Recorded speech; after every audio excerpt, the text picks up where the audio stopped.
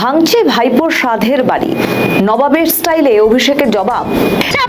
জিজ্ঞেস করে আসুন, আপনি স্পেসিফিক্যালি জিজ্ঞেস করুন কোন অবৈধ অংশ, এই অবৈধ অংশের মান করে দেবে, উত্তর আমাকে বাড়ি ভাঙা প্রসঙ্গে সাংবাদিকরা অভিষেক বন্দ্যোপাধ্যায়কে সাদামাটা প্রশ্ন জিজ্ঞাসা করেছিল।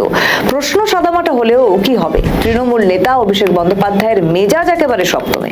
প্রশ্ন শুনেই রীতিমতো তেলে বেগুনের মতো জ্বলে উঠলেন। উত্তর দিতে গিয়ে চোখে মুখে রাগ একেবারে স্পষ্ট। তিনি বললেন, কলকাতা পুর নিগমকে গিয়ে জিজ্ঞাসা করুন অবৈধ অংশটা কোথায়। সাংবাদিকদের বক্তব্য শেষ হওয়ার আগে গলার স্বর চড়িয়ে অভিষেক বলেন, আগে জিজ্ঞাসা করে আসুন, তারপর আমার থেকে উত্তর নেবেন। আপনি জিজ্ঞাসা করে আসুন কোন অবৈধ অংশ, যে অবৈধ অংশ মার্ক করে দেবে উত্তর আমার থেকে নিয়ে যাবেন। একথা বলেই অভিষেক গাড়ি নিয়ে বেরিয়ে যান। তৃণমূলের যুবরাজের মন্তব্যের পর রীতিমতো সরগরম রাজ্য রাজনীতি। অভিষেককে কটাক্ষ করতে ছাড়েনি বিজেপি। রাজ্যে 2026-এ পালাবদল হয়েছে, তৃণমূলকে হারতে হয়েছে বিজেপির ক্ষমতায়। বিজেপি ক্ষমতায় আসার পর থেকে একের পর এক অ্যাকশন নিয়েছে। গত সোমবার অভিষেকের দুটি ঠিকানা কালীঘাট রোড, হরিশ মুখার্জি রোডের বাড়িতে কলকাতা পুরসভার তরফে একটি নোটিশ পাঠানো হয়েছিল। বাড়িটি নির্মাণ করার সময় পুরসভার অনুমতি নেওয়া হয়েছিল কিনা তার নোটিশে জিজ্ঞাসা করা হয়েছিল।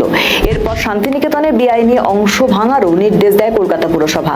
এমনকি শান্তিনিকেতনের বিতর্কিত অংশ ভাঙার নির্দেশের পাশাপাশি তার 17টি সম্পত্তির উপরও নজর রয়েছে পুর কর্তৃপক্ষের। এই নোটিশের পর অভিষেক বন্দ্যোপাধ্যায় কালীঘাটের বৈঠক থেকে বলেছিলেন, বাড়ি ভেঙে দিলে দিক, মাথা নত করব না।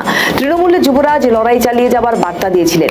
রাজ্যে রাজনৈতিক পট পরিবর্তনের পর থেকেই চরম রাজনৈতিক ও আইনি চাপের মুখে পড়েছেন তৃণমূল কংগ্রেসের সর্বভারতীয় সাধারণ সম্পাদক অভিষেক বন্দ্যোপাধ্যায়। একদিকে উস্কানিমূলক মন্তব্যের জেরে আইনি জটিলতা, অন্যদিকে তার বিপুল সম্পত্তি ও বাড়ি নিয়ে কলকাতা পুরসভার পদক্ষেপ, সব মিলিয়ে ঘরে বাইরে সাঁড়াশি চাপে তৃণমূলের সেকেন্ড ইন কমান্ড। আমাদের ভিডিও ভালো লাগলে লাইক ও শেয়ার করুন, কমেন্ট সেকশনে আপনাদের মতামত জানান। আরও ভিডিও পেতে আমাদের চ্যানেলটিকে সাবস্ক্রাইব করুন এবং প্রতি মুহূর্তে খবরের আপডেট পেতে প্রেস করুন বেল আইকন।